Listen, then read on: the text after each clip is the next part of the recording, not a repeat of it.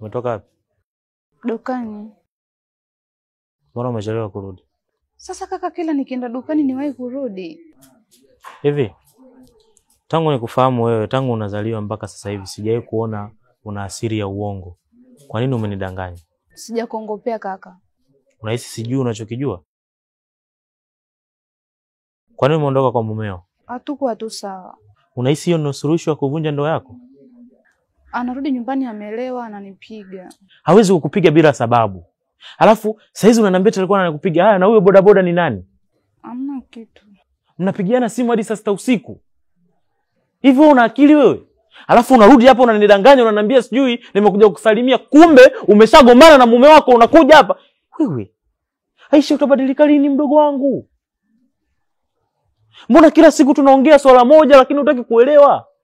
Nani aliyometa mwanaume kwamba anataka kuolewa hapa? Mimi. Sisi tulikutafutia mwanaume.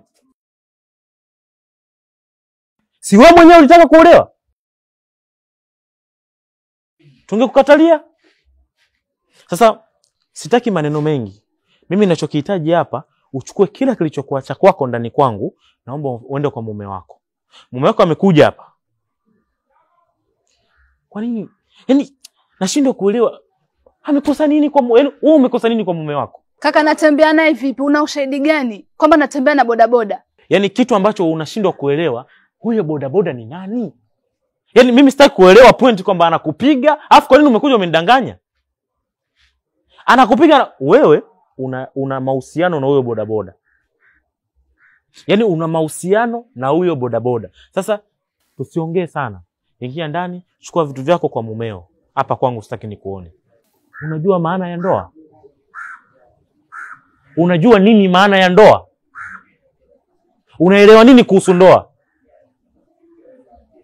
Siruhusi kukupokea. Kafate talaka, uje hapa na talaka zako. Na unapokuja na talaka, uwe na sababu maalum iliyokufanya uachike. Kachukue vitu vyako uondoke.